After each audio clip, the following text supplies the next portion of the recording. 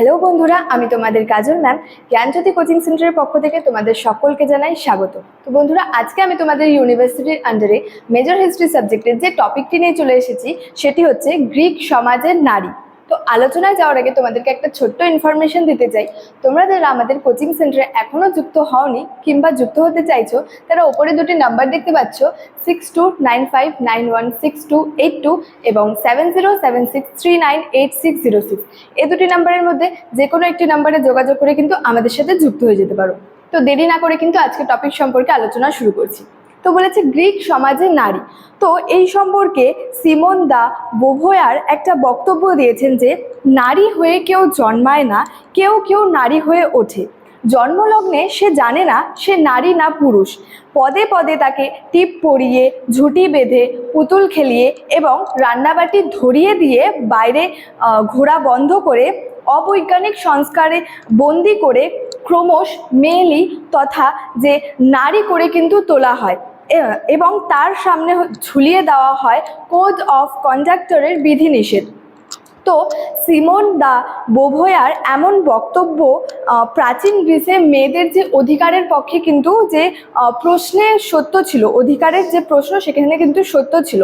তো বলা হয়েছে যে পিতৃতান্ত্রিক গ্রিক সমাজে মেয়েরা সর্বদাই কিন্তু মর্যাদা কিংবা অর্থনৈতিক ক্ষমতার বিচারে ছিল দ্বিতীয় শ্রেণীর নাগরিক। গ্রিক লেখকদের বিভিন্ন রচনা এবং গ্রিক মহাকাব্য ইলিয়াড ও ওডেসি থেকে কিন্তু গ্রিক সমাজে নারীদের এমন অবস্থার সম্পর্কে কিন্তু ধারণা পাওয়া গিয়েছিল। তো এথেন্সের যে নারীরা নাগরিক হলে তারা কিন্তু সকল প্রকার রাজনৈতিক অধিকার থেকে কিন্তু বঞ্চিত ছিল। তো এই কারণে কিন্তু ঐতিহাসিক ম্যারু এথেনীয় সমাজকে যে পুরুষদের ক্লাব বলে কিন্তু মনে করেছেন। যেহেতু এথেন্সের নারীরা নাগরিক তো ছিল, কিন্তু সেখানে কিন্তু যে সকল প্রকার যে রাজনৈতিক অধিকার ছিল সেগুলি থেকে কিন্তু তারা বঞ্চিত ছিল। এই কারণেই ঐতিহাসিক ম্যারু এথেনীয় সমাজকে যে পুরুষদের ক্লাব বলে কিন্তু মনে করেছেন। নারীরা সমগ্র জীবনকালে দেখা যায় যে ভীষণভাবে পুরুষদের অধীন এবং পুরুষদের দ্বারা কিন্তু নিয়ন্ত্রিত ছিল। গ্রিক দার্শনিক অ্যারিস্টটল তার পলিটিক্স গ্রন্থে বলেছেন যে স্ত্রী ও সন্তানদের ওপর যে পুরুষের শাসন ও যে কর্তৃত্ব তারই কিন্তু মঙ্গলের জন্য দরকার ছিল। এ প্রসঙ্গে কিন্তু ক্রিস্টোফার হিলের একটি বিবৃতি মনে পড়ে যায়।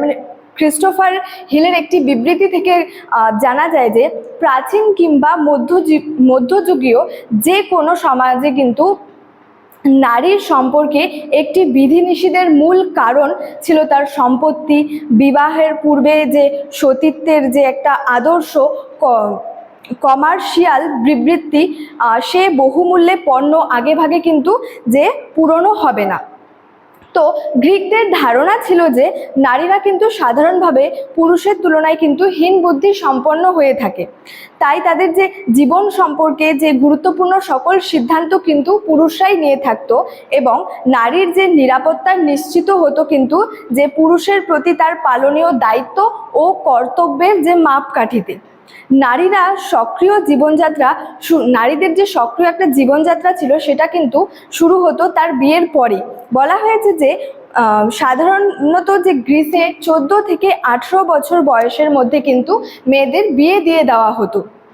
তো বৈবাহিক চুক্তির সাধারণ একটা যে শর্ত ছিল সেটা ছিল হচ্ছে পণ, যা সাধারণত 10 মিনা থেকে কিন্তু 50 মিনা পর্যন্ত হতে পারত। বিয়ের পর তার অভিভাবক হতো কিন্তু তার স্বামী, এবং স্বামী মারা গেলে কিন্তু পুত্র বা নিকট কোনো পুরুষ আত্মীয় হতো কিন্তু তার অভিভাবক। তো ইলিয়ান এর যে ভেরিও ইস্তোরিয়া রচনায় রয়েছে যে সক্রেটিসের মতো কিন্তু দার্শনিক ও পুরুষতান্ত্রিকতার গণ্ডি থেকে কিন্তু বেরোতে পারেনি। তাই তো তিনি শোভাযাত্রা দেখতে যে বেরোনো স্ত্রী জানথিপ্পিকে বলেছেন যে তুমি কি বুঝতে পারছো না, তুমি বাইরে বেরোচ্ছ মানেই তুমি দেখবার আগেই কিন্তু লোকে তোমাকে দেখছে। তিনি বলেছেন তুমি কি বুঝতে পারছো না যে তুমি যে বাইরে বেরোচ্ছ সেটা তুমি দেখবার আগেই কিন্তু লোকে তোমাকে দেখছে। তবে সেখানে কিন্তু মেয়েদের অনেকটাই নানা যে সমাজের উৎপাদন এবং সেবার সঙ্গে কিন্তু তারা যুক্ত ছিল বলা হয়েছে। বিশেষ করে তারা কিন্তু উল বোনার কাজে কিন্তু যুক্ত ছিল। উল বোনার কাজে যে মেয়েরা নিযুক্ত হতো সাধারণত তাদের তাল শিওর বই নামে কিন্তু তারা পরিচিত ছিল। এবং এথেনীয় যে নারীরা সম্পত্তির মালিকানার অধিকারী কিন্তু ছিল না, কিন্তু স্পার্টার যে নারীরা ছিল তারা কিন্তু এই অধিকার কিন্তু ভোগ করতে পারত। এখানে তারা কিন্তু অর্থনৈতিক দিক থেকে ছিল অনেক বেশি স্বাধীন। পরিশেষে বলা যায় যে এথেন্সের তুলনায় কিন্তু যে স্পার্টার নারীরা ছিল তারা কিন্তু অনেকটা স্বাধীন ছিল। মানে এথেন্সের তুলনায় এথেন্সের নারীরা কিন্তু এথেন্সের তুলনায় স্পার্টার নারীরা কিন্তু অনেকটা স্বাধীনতা ভোগ করতো, অর্থাৎ অনেকটা স্বাধীন ছিল। তো স্টুডেন্ট, এই ছিল আজকে আমাদের যে গ্রিক সমাজে নারী এই সম্পর্কে পুরো ক্লাসটি। ভিডিওটি তোমাদের কেমন লাগলো অবশ্যই আমাকে কমেন্ট করে জানাবে এবং ভিডিওটি তোমাদের বন্ধুদের সঙ্গে শেয়ার করতে ভুলবে না। দেখা হচ্ছে তোমাদের সঙ্গে পরবর্তী ভিডিওতে। Thank you so much.